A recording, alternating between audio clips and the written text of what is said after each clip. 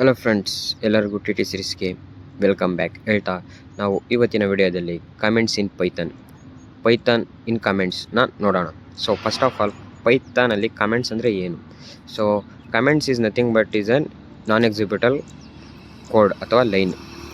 ಅದು ಬರೀ ನಮ್ಗೆ ಕಾಣಿಸುತ್ತೆ, ನಾವು ನೋಡ್ಬೋದು ಅದನ್ನ, ಅದು ಕಂಪೈಲ್ ಆಗಲ್ಲ. ಅಂದರೆ ಪೈಥಾನ್ ಕಂಪೈಲರು ಅದನ್ನ ಇಂಟರ್ಪ್ರಿಟ್ ಮಾಡಲ್ಲ.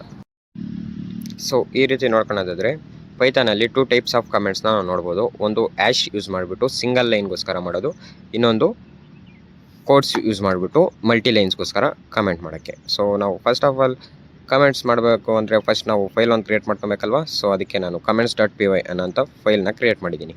ಸೊ ಬರ್ರಿ ಮಾಡೋಣ. So first single line comments ಹೇಗೆ ಅಂತ ನೋಡೋಣ. ಸಿಂಗಲ್ ಲೈನ್ ಕಮೆಂಟ್ಸ್ಗೆ ನಾವು ಆ್ಯಶ್ನ ಯೂಸ್ ಮಾಡ್ತೀವಿ.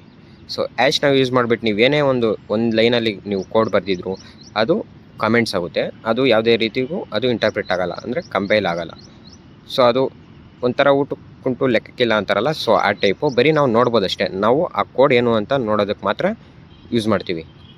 ಸೊ ಅದಕ್ಕೆ ನಾನು ಇಲ್ಲಿ ಬರಿತಾ ಇದ್ದೀನಿ. ಸೊ ಇಲ್ಲಿ ಬರಿತಿದ್ದೀನಲ್ವ, ಇದು single line comment. It's called single line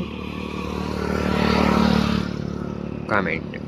so ಈ ರೀತಿ ನಾವು ಸಿಂಗಲ್ ಲೈನ್ ಕಮೆಂಟ್ಸ್ನ ಬಳಸ್ತೀವಿ.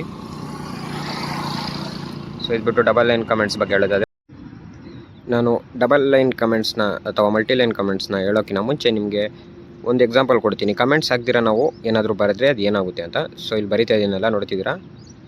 ದೆನ್ ನಾವು ಮೋರ್ ಲೈನ್ಸ್ ಕಮೆಂಟ್.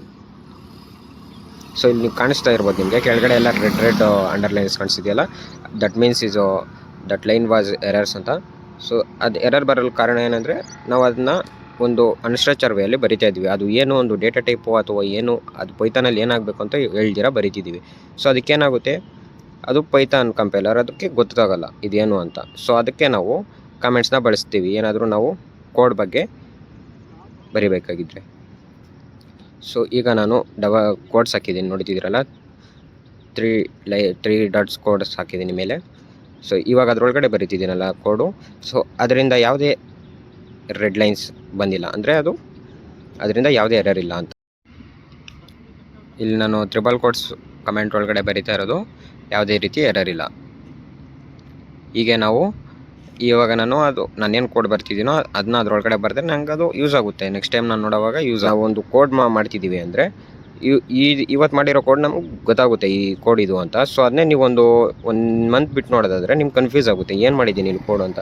ಸೊ ಅದನ್ನೇ ನಾವು ಕಮೆಂಟ್ಸ್ನ ಯೂಸ್ ಮಾಡಿ ನಾವು ಆ ಕೋಡ್ ಏನು ಅಂತ ಬರೆದಿದ್ರೆ ನಾವು ಅದನ್ನ ಇನ್ನೊಂದ್ಸತಿ ನೋಡಿದಾಗ ಈಸಿಯಾಗಿ ಕ್ಲಾಸಿಫೈ ಮಾಡ್ಬೋದು ಫ್ರೆಂಡ್ಸ್.